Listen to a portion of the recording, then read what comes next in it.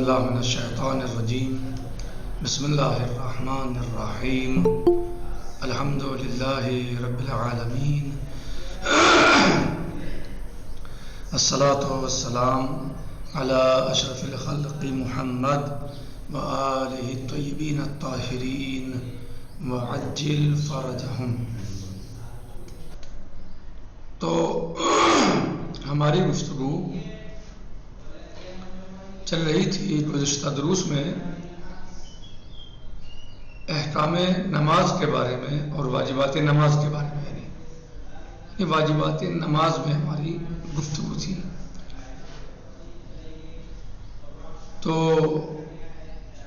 اس میں ہم نے تکبیرۃ الاحرام کو بیان کیا اور بتایا کہ تکبیرۃ الاحرام کیسے ہونی چاہیے، اس کے واجبات کیا ہیں، اور خود تکبیرۃ الاحرام کیا ہے، واجب رکنی ہے یا غیر رکنی ہے، اس کو ہم نے بیان کیا۔ واجب رکنی اور غیر رکنی کا فرق ہم نے بیان کیا، اور تکبیرۃ الاحرام کے خود واجبات کیا ہیں، تو اس میں ہم نے بتایا تھا کہ تکبیرۃ الاحرام جب کہی جا رہی ہو تو وہ صحیح عربی میں ہو، یعنی صحیح طریقے سے عربی کے اعتبار سے وہ ادا ہو جو طریقہ ہے۔ مثلا اللہ اکبر، مثلا جو عربی کا طریقہ ہے اللہ اکبر، اچھے طریقے سے اس کو ادا کیا جائے،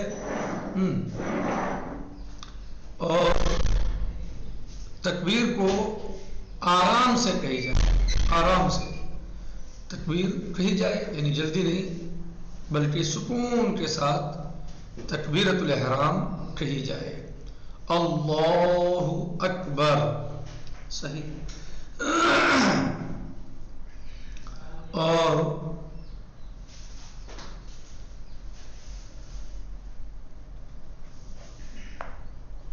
بہتر احتیاط واجب یہ ہے، بتایا تھا تکبیرۃ الاحرام کے مسئلے میں، کہ جو چیز اس کے بعد آ رہی ہے اس کو اس سے نہ ملائیں، یعنی تکبیر کہہ کر تھوڑا سا وقفہ کریں۔ مثلا اللہ اکبر بسم اللہ الرحمن الرحیم، مثلا یہ نہیں اللہ اکبر بسم اللہ الرحمن، وقفہ تھوڑا سا ہونا چاہیے۔ خیر، اور یہ بتایا تھا کہ جس وقت پر انسان تکبیرۃ الاحرام کہہ رہا ہو یا دیگر تکبیرات جو نماز میں کہی جاتی ہیں، تو اس وقت مستحب ہے کہ اپنے ہاتھوں کو کانوں تک لے جائے، بلند کرے اور تکبیر کہے اللہ اکبر، مثلا اس طریقے سے تکبیر کہے، یہ مستحب ہے۔ چلیے خیر، یہ گزشتہ درس کا مختصر طریقے سے خلاصہ کہیے تھا۔ اب کہتے ہیں احکام قیام کے احکام، جو آپ نے پڑھا ہے کہ واجبات نماز میں سے واجبات نماز 11 ہیں، اور ان میں سے کچھ واجب رکنی ہیں اور کچھ غیر رکنی ہیں۔ رکنی اور غیر رکنی کا فرق آپ کو بتایا ہی تھا۔ واجب رکنی یعنی چاہے بھولے سے آپ چھوڑیں یا جان بوجھ کر چھوڑیں یا زیادہ کریں، چاہے چھوڑیں اور چاہے زیادہ کریں، اس کو نماز باطل ہے۔ چاہے بھولے سے چھوڑیں، چاہے بھولے سے زیادہ کریں، چاہے جان بوجھ کر چھوڑیں یا جان بوجھ کر زیادہ کریں، نماز باطل ہے۔ تو ان میں سے ایک قیام بھی ہے، اور قیام کون سا؟ قیام متصل برکوع، یعنی وہ قیام کے جو متصل برکوع جو رکوع سے ملا ہوا ہوتا ہے. جب آپ رکوع سے پہلے جب آپ رکوع میں جاتے ہیں تو ضروری ہے کہ آپ اس سے پہلے بالکل سیدھے کھڑے ہوئے ہوں. خیر، تو ان میں سے قیام ہے. کہہ رہے ہیں کہ احکام قیام کے احکام، یعنی قیام کے بعض احکام ہیں. نمبر 1، واجب است پیش از گفتن تکبیرت الاحرام و بعد از اون مقداری بستد تا یقین کند که تکبیر را در حال قیام گفته است. کہہ رہے ہیں واجب ہے پیش از گفتن تکبیرت الاحرام، تکبیرت الاحرام کہنے سے پہلے، و بعد از ان اور اس کے بعد، مقداری بیستد اس طرح کھڑا ہو، اتنی مقدار میں کھڑا ہو، تا یقین کند تاکہ اسے یقین ہو جائے کہ تکبیر را در حال قیام گفتے است، اسے یقین ہو جائے کہ اس نے تکبیر کو حالت قیام میں کہی ہے. صحیح. نمبر 2،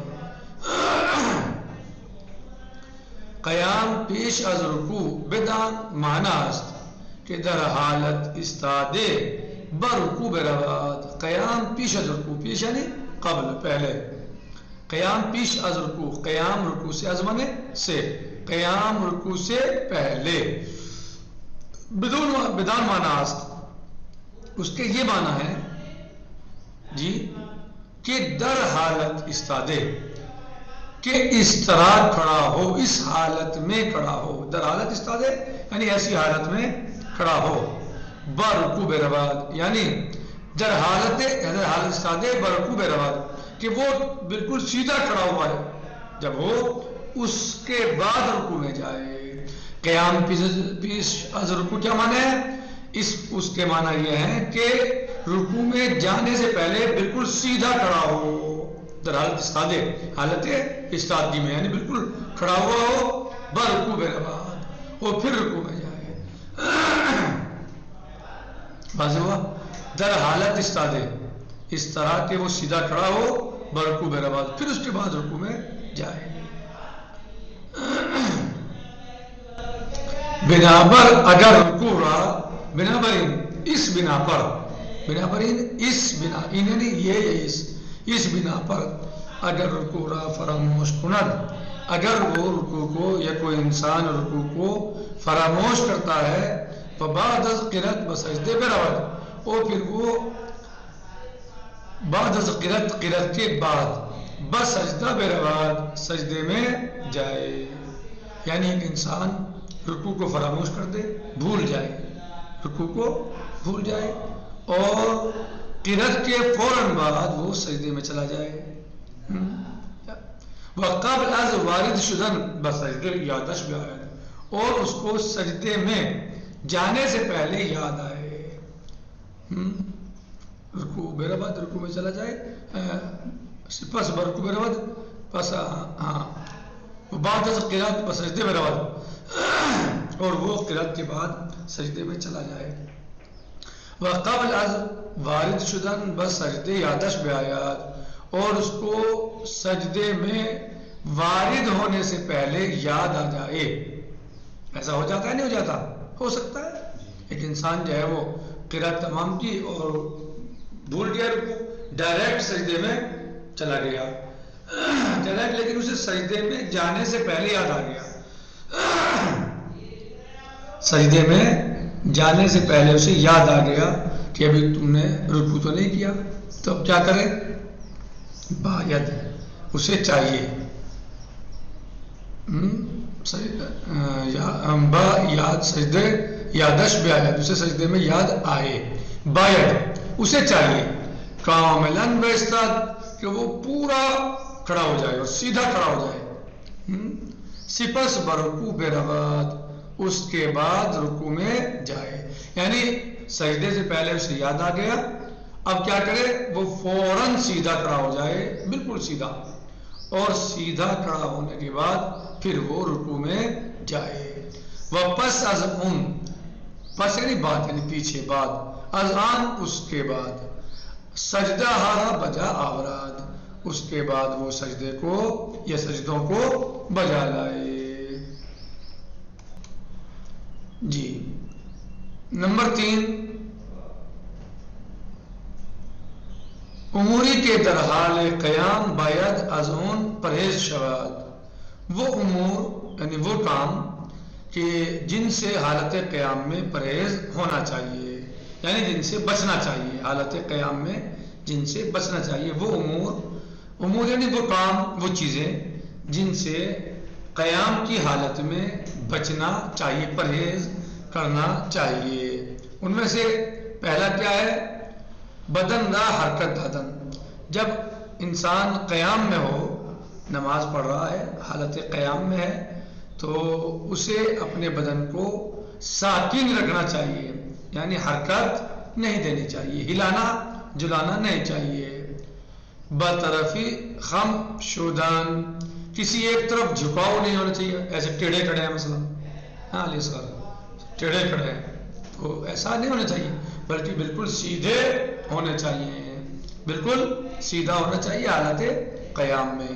برطرفی خم شدن، کسی ایک طرف ٹیڑھا ہونا جھکنا، تو ایسا نہیں ہونا چاہیے، اس سے نماز میں پرہیز ہونا چاہیے۔ بجائے یہ چیزیں تکیہ کردن، کسی چیز پر تکیہ کرنا، یعنی ٹیک لگانا کسی چیز سے، دیوار سے لے کے کھڑے ہو گئے، صحیح مسجد میں گھر میں نماز پڑھ رہے ہیں، تو نماز پڑھ رہے ہیں حالت قیام میں ہے، دیوار سے ٹیک لگا لی، تو ایسا نہیں ہونا چاہیے۔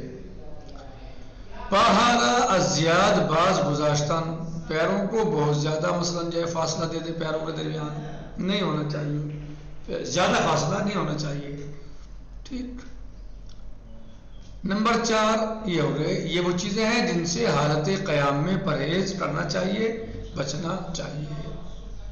نمبر 4، نماز گزار باید موقع استادن ہر دو پارا برزمین میں گزارد، نماز گزار باید، نماز گزار کو چاہیے، نمازی کو چاہیے، موقع استادن کھڑے ہونے کے وقت، ہر دو پارا کھڑے ہونے کے وقت، کھڑے ہونے کی جگہ، کھڑے ہونے کے وقت، ہر دو پا، ہر یعنی دونوں پیروں کو، راہ کو، یعنی دونوں پیروں کو، ہر دو پارا دونوں پیروں کو، بر زمین بے گزارت، زمین پر رکھے، بے گزارت رکھے، اور بے گزارت زمین پر رکھے، یعنی بے گزارت رکھے۔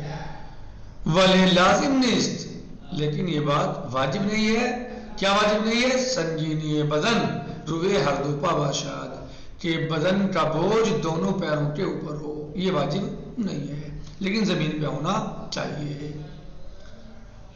سنگینی بدن روئے ہر دو پا باشد، و اگر روئے یک پا ہم باشد اشکال نہ دارد، اور اگر ایک پیر پر بھی بوجھ ہو تو بھی کوئی اشکال نہیں رکھتا، اگر ایک پیر پر بھی بوجھ ہو جائے تو بھی اشکال نہیں ہے، بجائے دو پیر کے ایک پیر پر بوجھ ہو لیکن زمین پر رکھا ہوا ہے پیر تو کوئی اشکال نہیں ہے۔